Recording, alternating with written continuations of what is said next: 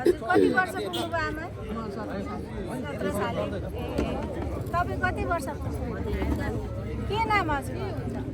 ए 1 साल भनेपछि त 81 वर्ष पुरा हुनु भइसकेको छ है ल खुसी लाग्यो तपाईँहरू आमाहरूलाई भेटेर अब राष्ट्रिय स्वतन्त्र पार्टी चाहिँ तपाईँहरूको माझ आएको छ घन्टी भन्ने सुन्नुभएको छ नि अनि के छ त यो घन्टी पार्टीलाई तपाईँहरूले कसरी चिन्नु भएको छ भोट दिने भन्ने तपाईँहरूको योजना के छ कसलाई छ छैन हो सुनिस्य त एउटा नयाँ पार्टी अहिले आएको छ क्या नयाँ जन्मिएको छ यस समय पनि परिवर्तन हुँदै नयाँ नयाँ आयो नि हिउँदमा पनि जाडो हरायो होइन जाडै नयाँ हिउँद गयो त्यस्तै एउटा नयाँ घन्टी पार्टी आएको छ क्या यी सबैको चाहिँ एकदमै ऊर्जा यो घन्टीलाई हेरौँ हेरौँ हेरौँ भन्दैछन् त्यसमा पनि एकदमै आइडल मान्छे चाहिँ काठमाडौँलाई हराभरा सफा बनाउने मेयर बालेन्द्र शाह भन्ने बालेन भन्छन् उहाँ चाहिँ यहाँको हाम्रो उम्मेदवार भएर आउनु भएको छ सुन्नुभएको थियो बालेन भन्ने अनि घन्टी बजाउनुहुन्छ क्या उहाँले चाहिँ घन्टीमा छाप हाल्नुपर्छ परिवर्तनको घन्टी बजाउँ भनेर आउँछौँ तपाईँहरूले सहयोग गर्नु होला तपाईँहरूको आशीर्वाद हामीलाई चाहिएको छ है हाम्रो उम्मेदवारको चाहिँ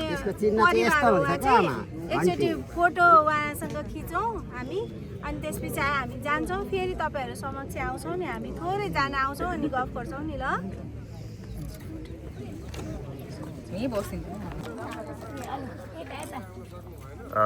दर्शकवृन्द राष्ट्रिय स्वतन्त्र पार्टीले झापा क्षेत्र नम्बर 5 मा औपचारिक रूपमा घर दैलो शुभारम्भ गरेको छ।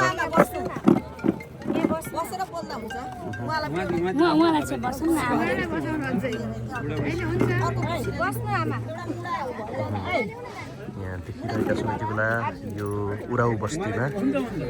यो दमक नगरपालिका वडा नम्बर 9 स्थित उराउ बस्तीको दृश्य हामी देखिरहेका छौँ।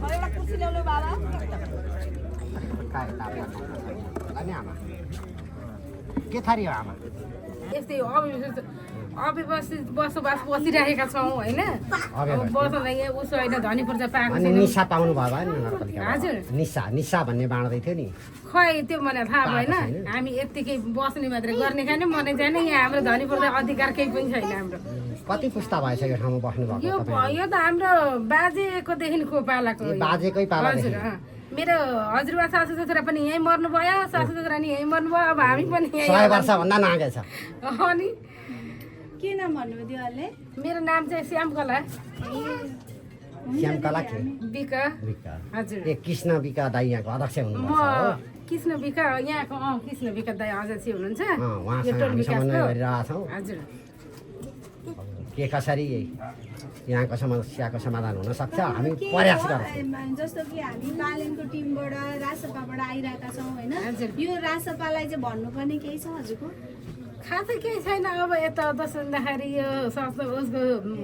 पार्टीको पक्ष होइन सबै कुरा राम्रै लागिरहेको छ अब